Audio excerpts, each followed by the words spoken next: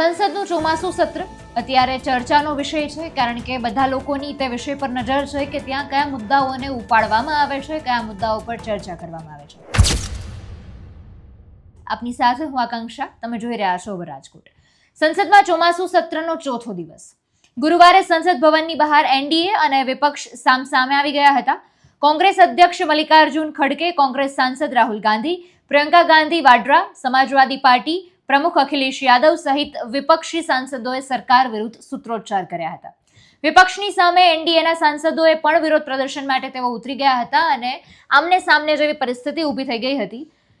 એકબીજાની સામે, એકબીજાની વિરુદ્ધ ખૂબ ભારે આક્રોશતા સાથે સૂત્રોચ્ચાર કરવામાં આવ્યા.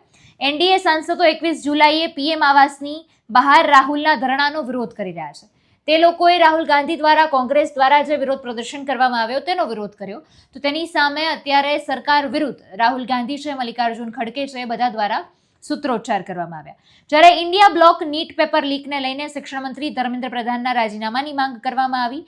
પ્રદર્શન દરમિયાન પ્રિયંકા ગાંધી એનડીએ સાંસદોની બિલકુલ નજીક પહોંચી ગયા હતા. આવો પણ દ્રશ્ય એક સામે આવ્યું છે. સુરક્ષા કર્મીઓએ વચ્ચે આવીને તેમને રોક્યા. સંસદની અંદર પણ હોબાળો શરૂ જ હતો અને કારણે લોકસભા અને રાજ્યસભાની કાર્યવાહી બપોરે 2 વાગ્યા સુધી સ્થગિત કરી દેવામાં આવી.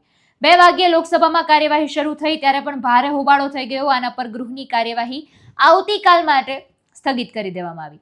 જ્યારે રાજ્યસભાની કાર્યવાહી હોબાળાને કારણે 3 વાગ્યા સુધી સ્થગિત કરી દેવામાં આવી. એક શબ્દ છે સ્થગિત શબ્દ, એ ચોમાસું સત્ર જ્યારથી શરૂ થયું ત્યારથી વારંવાર સાંભળવા મળી રહ્યો છે. કારણ કે વિપક્ષ હોબાળો કરે છે, વિપક્ષ જે માંગણી કરે છે, જે સવાલો પૂછે છે, તેની સામે એકદમ હલ્લાબોલ જેવો માહોલ ઊભો થઈ જાય છે અને પછી સ્થગિત કરી દેવામાં આવે. 3 વાગ્યા સુધી, 12 વાગ્યા સુધી, 2 વાગ્યા સુધી એવી રીતે સ્થગિત કરવામાં આવે ને પછી આવતીકાલ પર જે આખી ચર્ચા છે જતી રહે છે. અને એવી જ રીતે અત્યારે પણ એવો જ માહોલ જોવા મળ્યો. તેના બહારના દ્રશ્યો પણ અત્યારે સામે આવ્યા છે, તો તેને નજર કરી લઈએ.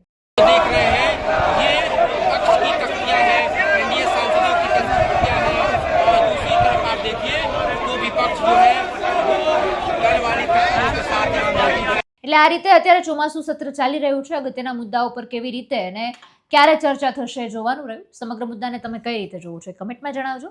ફરી મળીશું. અમને રજા આપશો. નમસ્કાર.